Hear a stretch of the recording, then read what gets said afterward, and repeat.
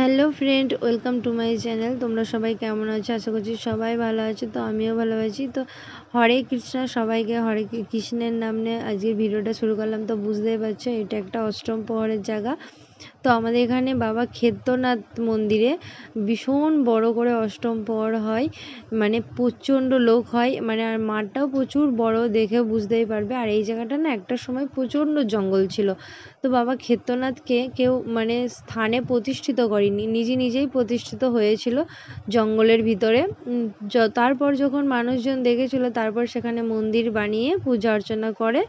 তারপরে আজকে বিশাল আয়োজন, মানে আজকে মানে এটা অনেক দিন ধরে হয়েছে, আমরা ছোট থেকেই দেখছি। তো এই মন্দিরে গিয়েছিলাম দিনের বেলা, আমি কখনো যাইনি, প্রথম গেলাম মেয়ের মানসিক দেওয়ার জন্য। তো আমাদের দেওয়া কমপ্লিট হয়ে গেছে। তো বাবা ভোলেনাথের প্রসাদ গ্রহণ করছিলাম, কিন্তু এত টেস্টি হয় তোমরা ভাবতে পারবে না, আর কত মানুষ হয় সেটাও ভাবতে পারবে না। কড়াটা যখন দেখাবো তখন বুঝতে পারবে কত লোক হয়। এই দিনের বেলায় প্রায় অনেক লোক হয়েছে। তো আমরা যে টাইমে গেছিলাম বিকাল হয়ে গিয়েছিলো, দুপুরবেলা দিতে হয়।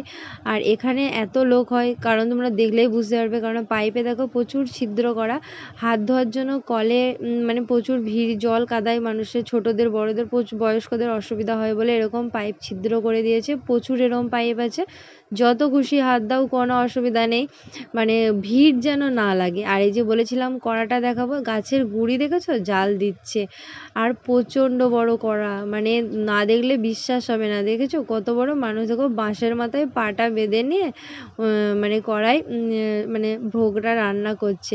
এখানে লবণ দেওয়া দেখলে আমার তো মাথা ঘোরে, মানে বস্তা বস্তা লবণ ঢেলে দেয়।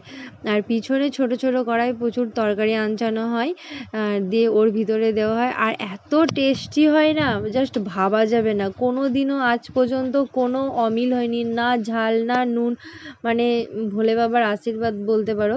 তো আমরা খাওয়া দাওয়া কমপ্লিট করে আবার একটু হরিনাম শুনবো বলে গেলাম, কিন্তু বাচ্চাদের বায়না, ছেলেপিলে নিয়ে যাওয়া মানে এই যে ফুরফুরি কিনে দাও, কিনে দেওয়ার পর এই যে শুরু হয়ে গেছে। তো এখানে অষ্টম শুনতে আবার মানে নাম শোনার জন্য গেলাম।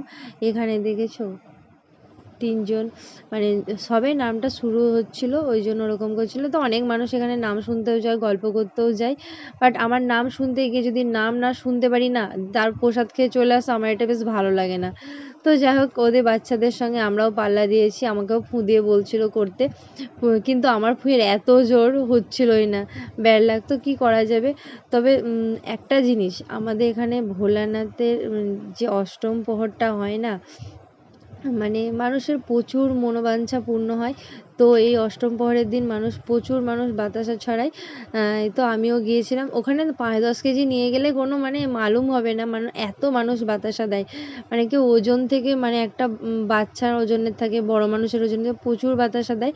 তো আমার একটা দিদিমার শাশুড়ি অনেক সকাল থেকে গিয়ে বসে 2 কেজির কাছে প্রায় বাতাসা পেয়েছে। ওই যে আমার ননদের হাতে ব্যাগটা রয়েছে।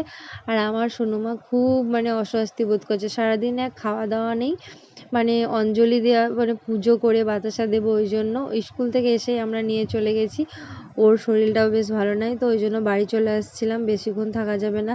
তো রাস্তায় হাট বসেছে, মানে আমাদের বিদ্যান্তপুরে মঙ্গলবারে হাট বসে, তো ওখান দিয়েই ফিরে আসতে হচ্ছিলো। তো ওখানে কিছু কেনাকাটা করে আমরা বাড়ি চলে আসছি। তো আজকের ভিডিওটা এতটুকুই, টাটা।